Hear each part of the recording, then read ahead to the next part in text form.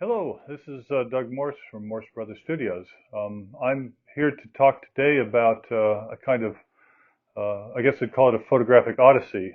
Not quite Homeric in scale, but nonetheless, for me, an interesting journey. And it kind of starts in gray and drab December here in the UK, where the days are very short at these higher latitudes.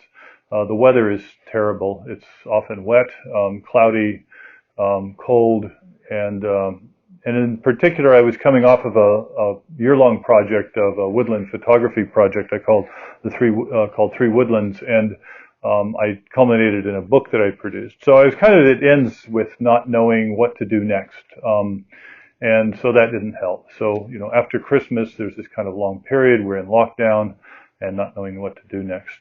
So I ended up. The day it snowed one day. I didn't feel like going out that day. I didn't go out. It would have been a nice day probably to be out in the woods and take a few photographs. But I didn't go. I just wasn't feeling the love, if you will. And so, but a couple days later, I said, I need to go out. And I made myself go out. I got my Fuji GSW 690 6x9 medium format camera out, which is an interesting camera. I've done a blog post on kind of my experiences with it, and its pluses or minuses. But it's a rangefinder. It's pretty simple to use. I brought a tripod and went out. And then lo and behold, halfway out, I remembered I hadn't brought a light meter, much to my embarrassment. And I didn't really want to blow through a bunch of color film and everything with poor exposures. And so I decided to head home. And on the way home, I began thinking and remembered that there was this place where there were these three big trees that I could see from the highway that I'd always been interested in. I said, well, why not go out there? I've got 5 shots left of this HP 5 Plus in my camera, so why not go out there and I can shoot Sunny 16 and I'll make something of the trip out and everything. So I went out there and walked this public footpath along this farm track, and it was an all right day. I mean, the snow was still on the ground, but and the trees I went to go see didn't turn into anything useful. They were hard to take with that camera. I needed to be at a distance with a telephoto, and I had a wide-angle lens. And so, but on the way back, this scene that I'd walked past on the way out, I saw on the way back in a completely different way. And I suddenly got very excited for the first time in a number of weeks, and saw an image there that I thought was great. It was fantastic. And so I was able to get a good composition. The contrasty conditions, I think, suited it really well. Took the photograph. It was my last frame on that roll, and went home and developed the roll. And lo and behold, I came up with a good image, and I was so excited about it, I went right into the darkroom and printed it. And that's part of what this video is about, is that journey, because I made a number of mistakes along the way. And so what started out as, what I thought was a really, was a nice image here, that I printed.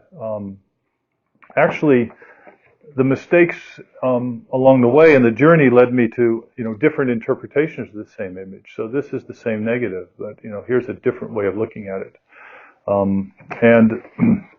And finally, here's a third image that once again I got from the same exact negative, and I got a completely different look and feel in all three cases. So I'll take you through some of the work I did in the darkroom, how I got there, and maybe help people understand, certainly help me understand better how I might be able to use, my mistakes, or happy accidents, as Bob Ross would call them, as vectors or, new directions for, the creative process, and how they can actually enhance your work, rather than being sources of recrimination or disappointment. But anyway, the video is probably about a half an hour long, and hopefully you'll persevere with it. If not, understandable. It is a bunch of darkroom related stuff. But I'll take you through I put it in a slide presentation format because I think it's easier to talk about the images that way. And hopefully it's useful to you. So let me start out by just going through some of the technical specs around this image that I call mathematical trees. This is the Fuji GSW 693 camera that I used. The one, sometimes called the Texas Leica. It's a 6x9 medium format camera with a 65mm f5.6 prime lens. It's a very wide-angle camera. I have a blog entry on my blog that describes kind of the pluses and minuses of it and my personal experience with it. The film I was using that day is an Ilford HP5 Plus that I pushed to ISO 800, so I pushed it one stop, and I developed an HC110 dilution B. The paper that I print all this on is Ilford Classic multigrade fiber-based paper, which I developed with Marsh Eco 4812 developer, which gives me a neutral to slightly cool tone most of the time. So, as I said, I was walking through the countryside that day, not feeling terribly motivated. The snow had fallen just 2 days before, so we're just with the residual snow that's left on the ground. It had remained cold, so obviously it hadn't melted. I had planned to drive out to Monk's Wood that day, but as I said, I'd forgotten my meter and not wanting to squander any color film, I decided to do something different, and what I did was go out to this spot to go look at these trees that I'd seen, which are actually not the subject trees that I ended up, that this video is about here. So I had 5 remaining images in my roll. I took a few pictures, this one of some snow stubble, nice but not terribly inspiring. Another one of a copse of trees that I walked by on my way out to the snow stubble scene. Again, not terribly interesting, but you know, there you have it. And so I'd walked this public footpath and this farm track out and was returning back on the same path that I'd gone. And I saw this, and I saw this from a bit of a distance, and I immediately knew that I had to take this photograph. It was one of those few images that you see, and you can immediately see what the composition is, and you know that you're going to like it a lot when you get done. And that was certainly the case here. So this is a scan of the negative. I think it shows basically everything about that day. It's pretty gray. Because I used push film, I ended up with a very contrasty image. It was a very contrasty day. There's either the snow, the light gray sky, or there's the dark mass of the trees. And so that was kind of the nature of the day. And that's kind of what got me going on all this. And I was excited enough when I got home. I developed the film right away, and then I chucked it in the enlarger within a few hours. Now what I had is I had my Meopta 6x6 enlarger, which is my go-to enlarger. It's my workhorse, basically. And the problem is that it doesn't do 6x9 negatives. And so you end up having to do square crops or diptychs to work around that if you want to stay on that enlarger. And that one sits in the same room as my wet side of my dark room, so it's a very, very convenient thing to use. So my first take on this was to do a square crop of this image, and this is one of the prints that I did on my way towards that. And this is a very conventional print in that I used a mixture of filtration. So I've got a bit of gray tones throughout here. So I do split grade printing. So I do the hard filter, the number 5 filter, and then I vary timings with the soft filter, the number 00 filter. So the hard filter obviously gives me all of this, the real blacks and the high contrast parts. And the soft filter gives me these kind of lighter grays. And this is very conventional. It attempts to, define the borders of the print, with a bit of gray everywhere, which is kind of a good rule of thumb generally. It's documentary, I guess I would call it. It's not something that I would think of as particularly artistic. It's all right as a print. But I knew that I wanted to get to that high contrast look that was apparent in the image, and so I made another print with the hard filter only printing, and this really got me, where I wanted to be. I think that if I look at this, I can see that it's got that nice graphic look, and this is what I'm really gravitating towards. And the only problems I have with this is that it's a square crop.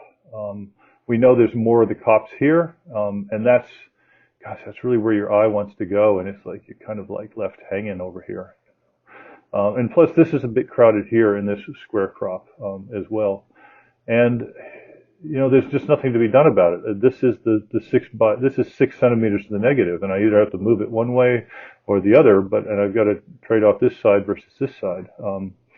So, I knew that I had to go and make the 6x9, negative work.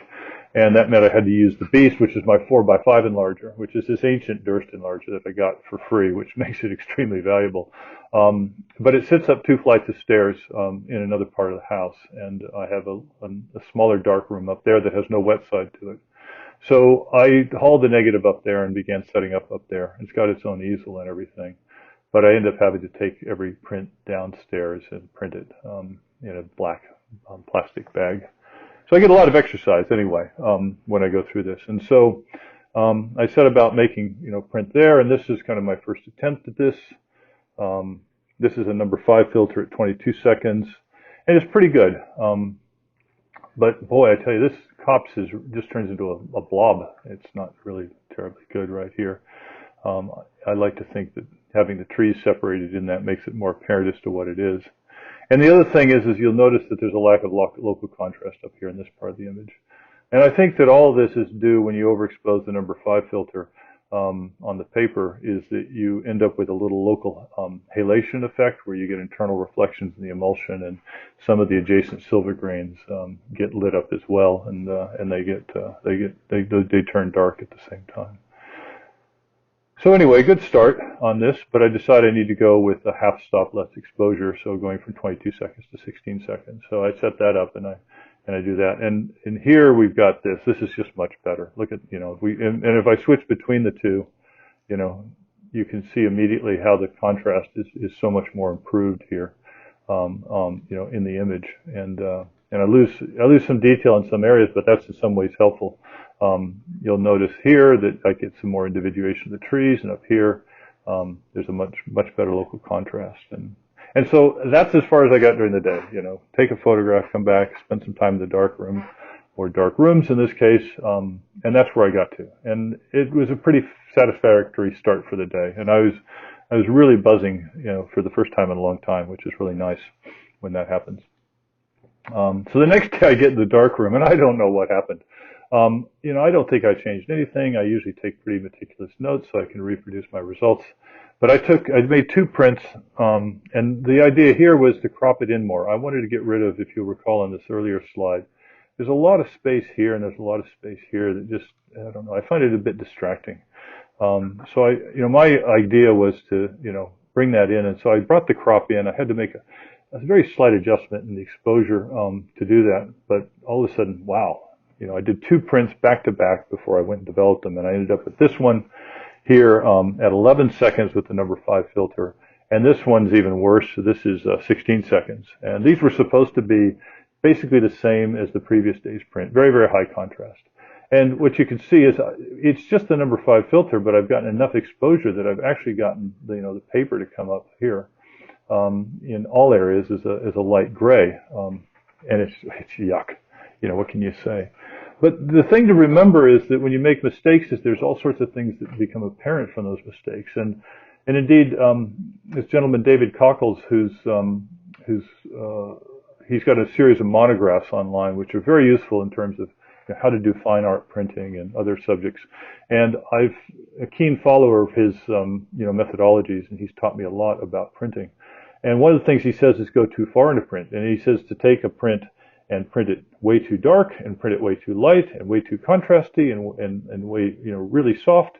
And he says by doing that, you begin to understand the boundaries of the image. Either the image itself, or perhaps certain elements in the image. And you can then either print it differently in each case, or maybe parts of the image you can print differently based upon that knowledge. And so this is what I did inadvertently. And I, rather than recriminate myself, which I can be accused of doing when I make mistakes, is I began to understand the potential of this, is that by looking up here in the sky, it was like, wow, the mood of this really, really shifted. You go back a couple of slides to this one, and you compare it to this one, and it's like, wow, this is really a different print. Now, the gray in the foreground doesn't look right, and there's all sorts of other problems, but that's something to file away. So I filed away for further thought, and I march forward on, trying to perfect my original idea of the image. I'm not going to get distracted for that for the moment, but I file that away for later thought. And so I go and take 8 and 6 seconds. So this is a 6-second exposure, and this is 8 seconds, and this is baffling again. So I go from way overexposed to way underexposed, and I do not know what happened. Did I changed my paper at some point? Did that make a difference? I don't know. But once again, I look at this, and this is this whole David Cockrell's idea of going too far. This is massively underexposed compared to what I was looking for. But what do you get out of this? I mean, I get a lot of interesting things. I mean, first of all, you zoom in here and you look at the tree trunk, and it actually has some texture despite being the number 5 filter. The texture is actually, I think, the grain of the film mostly, and not the bark of the tree. But nonetheless, it's got some nice texture to it. But the other part of it is you look over here at the trees and the copse. They're strongly individuated as well, and so if I look here in the zoom, you can see lots of them in there. So they become, obviously more interesting as well. And I get a sense that it's snow or it's fog. I also had a really strong feeling of isolation with this image. And now we're suddenly in the territory of this Japanese concept of ma, which is this whole white space around an image, and this idea that there's not a lot of detail, and your mind can fill in the kind of feeling and the emotion and the detail for what's missing. And I've always appreciated that, but never been able to execute it particularly consistently. But all of a sudden, I've now stumbled onto this, on this. And again, this is something to file away. And so I do. I think, okay, well, here's yet another representation of this image that could be completely different than the one I'm currently hunting and looking after right now. But I have to go back to the original print for now. And so there's a saying that I learned a long time ago, which is that with the map and the terrain don't match, then you need to follow the terrain. And all of my thoughts about what the right exposure are the map, but the terrain's not really there. So I need to go back to basics, basically, is what this is telling me. So I go and create a test strip. I'm going to focus on this part of the tree, this tree here in the foreground, to try and get that dialed in with the right amount of exposure for the number 5 filter. For whatever conditions have changed in this moment, they don't matter. That was the map. The terrain tells me I need to do something different, and so I'm going to do something different. And so I make a test strip very simply. I do all my test strips in half-stop intervals. I'm a big fan of the stop or half-stop timings on everything, and I set up all my procedures around that. For me, it just helps to judge things a little bit better. So half-stop intervals: 8 seconds, 11 seconds, 16 seconds, 22 seconds, 32 seconds, 45, and up here at the very top is 64. I very rarely use 64 in most of my work, but you'll see it come up later. Anyway, what I'm looking for is the maximum black, but not too much. I don't want to have that halation and that lack of contrast crop up as well. So here we're getting into gray, 16, 22 seconds. We're starting to look black. I can zoom in here a bit more in this section here. But there's a bit of gray, right? You can see still a bit of gray in here. And this starts to look black at 32. But also you're getting a bit of gray in between here in the tight knit of the branches. And so I decided to go a quarter stop. So I go in between those two things. And so that puts me at 27 seconds in the stop system. So that says I really want to expose the whole thing for that. Now, at the same time, I'm also conscious that I wanted to get the individuation of the trees and that copse on the right side of the image. So I also made a test strip for that section just to see if the exposure was different there. I'll zoom in here again. Now, what I did in this case is my test strip starts at 11 seconds because I don't have a lot of room, and I knew 8 wasn't going to be anywhere near where I wanted to be. So I thought I'd start at 11, and then I could get into the zone I wanted to. So, this is 11, 16, 22. And that's 32 seconds. And I decided that 22 is probably where I want to be. I can already see this is all kind of blocking up between the difference, and this has got some nice individuation. So 22 seconds for this. This means that I can do 27 seconds overall, but I want to dodge these copses.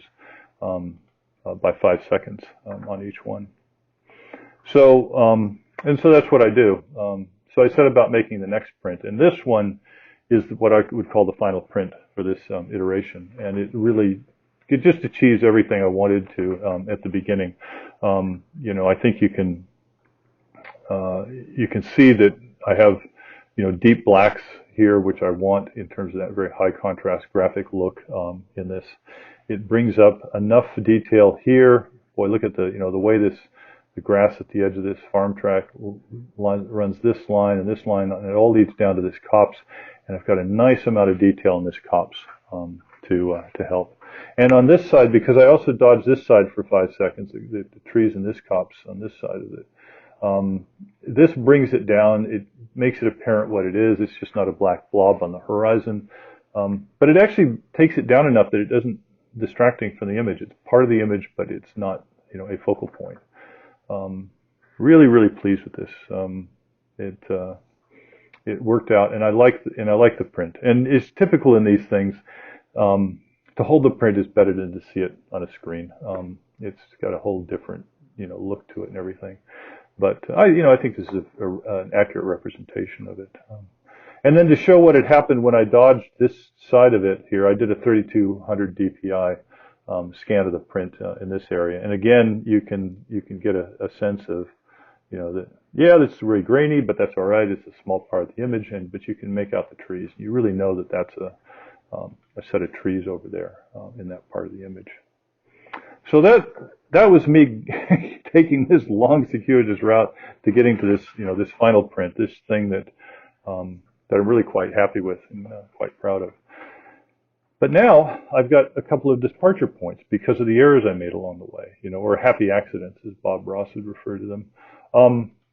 And so let's move on and let's talk about what that first departure looks like. And this is the one where I decided to go darker. And to recap, you'll recall that this is my mistake, my happy accident, where I just did too much exposure with the number 5 filter. Ugly print, really bad. But where can it lead me? And the thing that I took from this was that I have this kind of idea of drama in the sky that really changes the mood of the image. And I begin to channel some Michael McKenna, I think, who's a British black and white landscape photographer who has these kind of foreboding images, and he burns a lot of drama into his images and imbues them with a kind of a darker dramatic tone. So that's kind of where this thinking was leading me. And the things that I'd done is I did a test strip of the sky. I did this with the number 5 filter, and this is again, my half stop intervals, 8 to 64 seconds. But this shows you how much contrast is in this negative, because this is 2 stops more open. So I was shooting at f30. I was taking the number 5 filter at f32. This is the number 0 filter at f16. So that's a lot. That's a lot of extra light. That's how contrasty this negative is to get the sky to come up. So I know from this that I'm going to be wanting to work up in this range and possibly a little bit higher if I want to bring drama to the sky. So I do that, and I set up about making a burn. So all of these subsequent prints are basically the same as the previous print, the 27 seconds, the number 5 filter, with some dodging of the copse. But then I overlay on top of that the number 0 filter, which is where I'm going to try to do all of my additional work with that background of that hard filter for the trees. And so this is the first thing I do. And ignore the dust spot. I've got a spot. I'll spot those out in the final image. But God, it's not right, is it? It's just not right. But you know what? It's encouraging because I'm already getting the sense of the drama that's happening here by just bringing this in really, really dark. And this is burned in around the 45 to 64 second range, basically. I made a piece of card that was basically of this shape to kind of mold around the treetops a bit. But I need it to be more enfolding here, I think. The other thing is this sky is too white. It's a natural, so I don't think that that's the right thing to do. with this part of it, I think it needs a bit of gray tones. Okay, I got that going. And then what to do at the front here. This will continue to bedevil me throughout this whole printing process, but that's something that needs to be dealt with as well. So we work from that, and then so I begin to work up a more complicated dodging picture. So this is some notes I took, and I'm not going to take you through this one because it's got all sorts of stuff crossed out on it. Everything is like calculations, this and that, everything. And basically, I go back to what I've learned from David Kachel and some of the other people I've read up on how to do good printing is building things up in layers, and that's what I'm first attempting to do here. And one of the things I decided is I want to put some vignettes in the corner. Perhaps that'll help me with my foreground. And then I'm just trying to build layer upon layer of different, burns and stuff in this image. And and David Kachel, one of the things he says is you really want to try to avoid dodging. I do a little bit, but you really want to just build layers of burns because you can keep adding burning, but you can't. There's a limit to what you can take away in dodging. It's his philosophy, and so I try to follow that. There's exceptions to everything, and you'll see that as this emerges. So this is my next attempt, and it's gross. It's really a mess. This doesn't work at all. I mean, I'm sorry. It just doesn't. It works for some images. It doesn't work in this one. There's some vertical banding in some of these because these are test prints or, prints on the way to a final print. And they end up with some banding just because the print isn't flat when I put it in the scanner. The other thing is I got this burn wrong here. This is good here, but there's this kind of halo thing that I don't like that outlines the trees. I want to try to make it a little more natural. But this works. I mean, look at this. This is nice to have a bit of gray here in the sky. So that I'm heading in the right direction. I've made some mistakes, but and so I develop a kind of a slightly different new burn plan, and I can walk you through this idea a little bit more. So basically, I'm adding exposure wherever I need to on this, and so this line kind of tells me that I want to go 11 seconds for this and all the way up. So kind of a soft edge here, but 11 seconds, and that gets me all of this sky background burned in. And then from around the tops of the trees, I modify my mask a little bit that I use for burning this upper portion. And I go 37 seconds because I really want to get this dark gray. So that 37 adds to the 11 seconds, and so I end up with 48 seconds for all of that. And then I add an additional 19, so I'm up in the in the mid to upper 60 seconds for exposure in these sections because I want this really dark. But while I'm also doing the 37-second exposure for this part, I hold a little. I actually use the safe filter from the enlarger, and I hold that in this part of this while I'm dodging this part out here, or creating this burn, and that creates a bit of light exposure in this section. So, and that gives me some of the variation that I'd like to see in the sky, something that's a bit more varied rather than just a more uniform dark gray. So that's the burn plan. And then the final part of it is what to do at the front of it. And part of me says, well, I want to do a gradient and all the way across the bottom rather than just the corners. And that's around 32 seconds. Or do none at all. I haven't decided what works for me. And as I said, it bedevils me what to do there. And you can see the two different examples later on. So here's the first print I take. Again, ignore these vertical bands. It's an unflat print. I didn't spend any time flattening it or anything. And it's really getting to where I want to be. It's got a sense of drama, this lighter section, the darker corners, this all works. I'm seeing that this is starting to work for me as well on this. So then I go and make two prints, kind of the final prints for this iteration, as much as any print is final. This one here, this has the gradient in the foreground. This nice sense of the modeled dramatic sky, and this works. I think the gradient in the foreground works. Would I vignette the corners a bit more? Perhaps there's some afterthought around that. But the eye's drawn to the center. It has this foreboding feeling to it.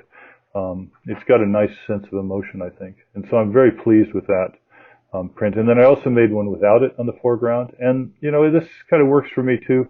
But it does lack some balance down there, and so this is kind of maybe between two subjects. But I was very pleased with this, and so I took this first set of mistakes around darker prints, and suddenly you can see how it can create you a whole different vision for the same image. And then of course the next thing I did was, the next departure from all this is going with the Ma, which is this, the idea of negative space within an image. And so to recap, this was the mistake that I'm starting from again, the happy accident. This is underexposed, massively with respect to the printing process. And but as I said before, I've got this sense that it's kind of snow or fog, but really more, I get the feeling of isolation out of it. And I was really keen to understand how I could accentuate that. And in thinking about this overnight before I took on this next part of the printing, is I thought to myself, I really want to take this and make it smaller in a much larger white context to emphasize that sense of isolation. And basically, I'm going to waste a whole lot of photo paper, and I'm going to waste a whole lot of fixer in the process as well to achieve this. But I think that this is what I want to do. And so what I decided to do is I want to make it a much smaller image, and I want to shoot it square. So this rectangular image, which is on 12 by 16 paper, I would cut down to down to here to be square, so 12 by 12. And then fit the thing inside that, but not only fit it, but make it even smaller within that 12 by 12 inch square. And basically what I settled on was about a 6.5 inch wide image. So the image is half the width of the paper, basically. And so the idea is that it then settles within the midst of that. And I centered the horizon line, top to bottom, and I centered the edges. And one of the key things about this is, except for this flat line here, there is nothing that defines the edges of this image. You cannot find a corner, you cannot find a flat edge like you would on most images. And so it can sit inside of a much larger white space. And so that's what I did. So I made another round of test prints, which I won't bother you with, and finally settled on 8 seconds in number 5 filter. But I had to put in a neutral density filter because I'm bringing the paper much closer to the enlarger, and so the light's much brighter. So even though it's the same timing, I've actually got at least another stop in there. And that's where I ended up. And I ended up with this here, which is the final print. Ignore some of the scanning artifacts. I should have probably edited some of those out, but it is just this small thing that sits in this much wider space. It's a big piece of paper. It's 12 by 12 inches. And then this thing just kind of settles in the middle of it. It has a kind of delicacy to it, and it really emphasizes kind of the distance now, much more so than before. And so I'm really pleased with it. It creates this wonderful, delicate image with lots of this empty space that lets your imagination, roam in terms of, what is the feeling around this image. So that concludes my odyssey, this kind of short expedition through motivation, forcing myself to get out there. I think action's an important part of getting remotivated. Take some action, move forward with it. Be, open to the serendipitous, the inadvertent. There I was out there, not really expecting much, and I found one of my better images, I think. And then when I took it home, a series of mistakes, basically happy accidents that led me to find a series of images that out of one negative that I'm really pleased with, that I think gives different levels of artistic expression. So I think that ability to be creative in a way that you look at your mistakes and try to take them in a positive light, and that you have this kind of courage to explore those a little bit. I think I've always felt that creativity takes a great deal of courage, and then to put yourself out there on any forum, whether it's just showing friends or a family member what you've done, or if you put it on some kind of wider forum on the internet, it's difficult. So I hope you appreciate my description of the journey here that I took. I found it quite good. It was an energizing time during a low point in the year and it really had me buzzing for those few days, and it was really nice to kind of get back that energy or that mojo again. Anyway, so this is Doug Morse from Morse Brothers Studios. Thank you much for making it to the end of this, if you have, and thank you again.